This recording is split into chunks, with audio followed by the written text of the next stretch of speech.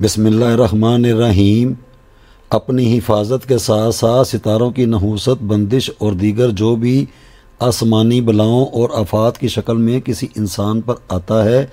جو درست طریقے سے کسی کو سمجھ بھی نہیں آ رہا ہوتا کہ یہ کیا چیز ہے، تو اسی کلام کی برکت سے ایسا سب کچھ واضح طور پہ وقت کے ساتھ ساتھ معلوم ہوتا جاتا ہے اور اس کا حل بھی مل جاتا ہے۔ اس لیے کئی قسم کی بندش عرضی یا سماوی یعنی زمینی یا آسمانی اور دیگر ان دیکھی رجت اور نحوست سے نکلنے کے لیے ان آیات کو سب سے آسان ایک طریقہ کار ہے کہ 11 مرتبہ ان کو ہر فرض نماز کے بعد پڑھیں اور سب سے پہلے اپنے گریبان کی طرف 3 پھونک لگائیں، پھر اپنے ہاتھوں پر دم کر کے اس کو اپنے چہرے پر ملتے ہوئے سارے جسم پیروں تک مل دیا جائے۔ اور اگر اس دوران کسی کو قرآن پاک پڑھنا نہیں آتا تو ہم نے اس ویڈیو کے آخر میں اس کو 11 مرتبہ ترتیب کے ساتھ مکمل صحت کے درج کر دیا ہے۔ اس کو اپنے کانوں سے سنیں اور جس طرح پھونک مارنے کا طریقہ کار بتایا ہے اس کو کر لیں۔ کئی قسم کی ایسی الجھی اور سمجھ میں نہ آنے والی چیزوں کے متعلق آگاہی ملتی جائے گی۔ کئی طرح کے دشمن دار افراد جس کی کئی نوعیت ہوتی ہیں، دشمنی کئی بنیادوں پر ہوتی ہے۔ کئی افراد کی زندگی میں ایسے ہی بلا وجہ حادثات رونما ہوتے جاتے ہیں۔ کئی افراد خاص کسی ایسے دشمن عامل کالے علم کروانے والوں کے چنگل میں پھنس جاتے ہیں جس سے مزید حالات بگڑتے جاتے ہیں۔ یہی عمل گھر میں بھی اکثر اوقات جاری رہتا ہے۔ اس طرح کے کئی واقعات اور طرح طرح کی پریشانیوں سے نجات حاصل کرنے کے لیے یہاں ایک قرآن پاک میں سورہ ابراہیم کی آیات موجود ہیں۔ گھر سے باہر جاتے ہوئے لازمی ان کو اپنے اوپر دم کر کے پھر جائیں۔ اللہ نے چاہا تو سوائے موت اور اللہ کی رضا کے انسان کی پلاننگ کامیاب نہ ہوگی۔ جیسے کوئی کسی سے شرارت کرنا چاہتا ہے یا کوئی کسی کو نقصان پہنچانا چاہتا ہے تو اللہ کے فضل و کرم کے ساتھ ایسا واقعہ رونما نہیں ہوگا۔ اس کے علاوہ اپنے گھر بار آل اولاد کی حفاظت کے لیے بھی انہی آیات کا دم کرنا بے حد قباحتوں، مشکلات، غم، دکھ سے نجات دیتا ہے۔ اس کا ایک روحانی طریقہ کار یہاں درج کر رہے ہیں۔ جیسے کوئی گھر میں مشکل اور پریشانی کا شکار ہے اور گھر والے ہی آپس میں دشمنی اور عداوت پر معمور ہیں تو انہی آیات کو اپنے مقصد کا کامل تصور باندھ کر پڑھ کر دم کریں اور پانی پر بھی دم کر کے پئیں تو سکون اور راحت ہوگی انشاءاللہ۔ اگر کوئی ان آیات کو نہیں پڑھ سکتا یا وہ قرآن پاک نہیں پڑھا ہوا تو اسی ذکر کو صرف سن لے اور اپنے منہ سے پانی پر 3 پھونک مار کر پی لے اور اسی کو اپنے اوپر دم بھی کر لے۔ بسم اللہ الرحمن الرحیم۔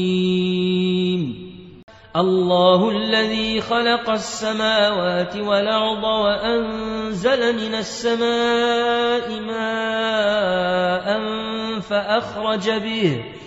فأخرج به من الثمرات رزقا لكم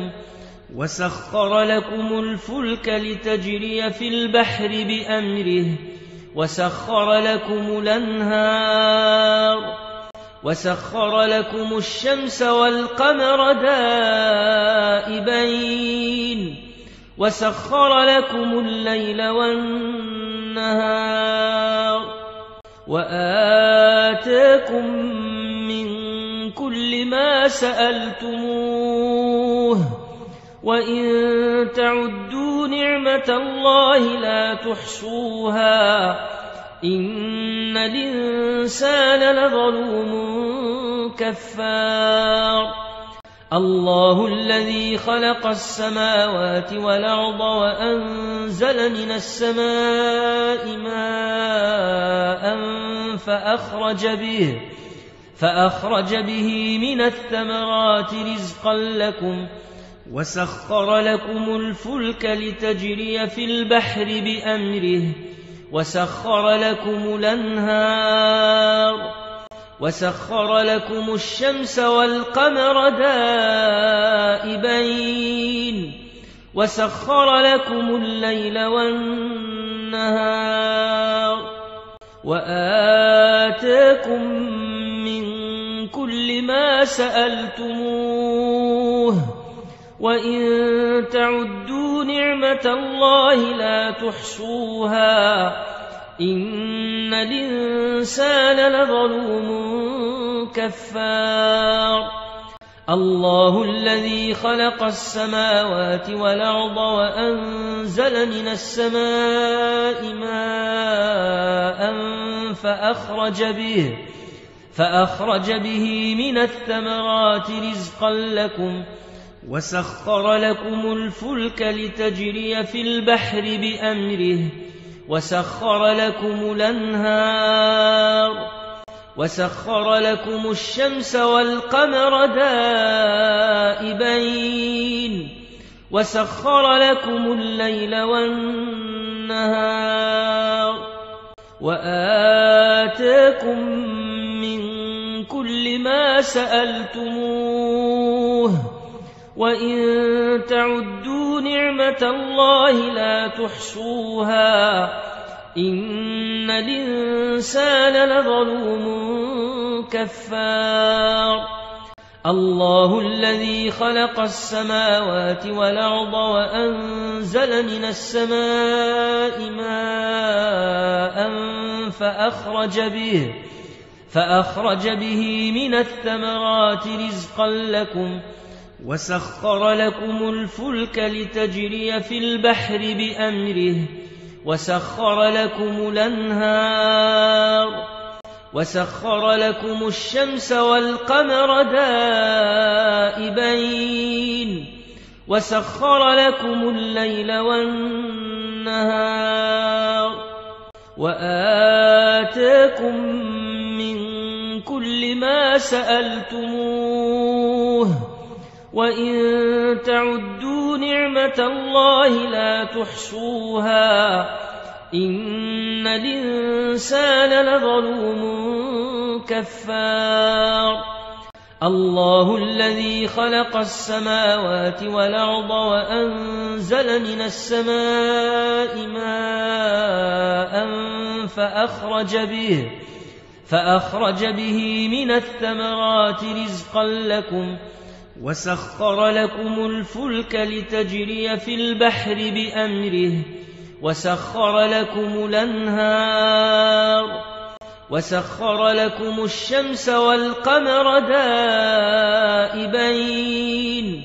وسخر لكم الليل والنهار وآتاكم من كل ما سألتموه وإن تعدوا نعمة الله لا تحصوها إن الإنسان لظلوم كفار الله الذي خلق السماوات والأرض وأنزل من السماء ماء فأخرج به من الثمرات رزقا لكم وسخر لكم الفلك لتجري في البحر بأمره وسخر لكم الأنهار وسخر لكم الشمس والقمر دائبين وسخر لكم الليل والنهار وآتاكم من كل ما سألتموه وإن تعدوا نعمة الله لا تحصوها إن الإنسان لظلوم كفار الله الذي خلق السماوات والأرض وأنزل من السماء ماء فأخرج به من الثمرات رزقا لكم وسخر لكم الفلك لتجري في البحر بأمره وسخر لكم الأنهار وسخر لكم الشمس والقمر دائبين وسخر لكم الليل والنهار وآتاكم من كل ما سألتموه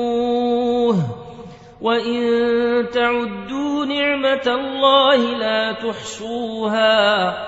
إن الإنسان لظلوم كفار الله الذي خلق السماوات والأرض وأنزل من السماء ماء فأخرج به من الثمرات رزقا لكم وسخر لكم الفلك لتجري في البحر بأمره وسخر لكم الأنهار وسخر لكم الشمس والقمر دائبين وسخر لكم الليل والنهار وآتاكم من كل ما سألتموه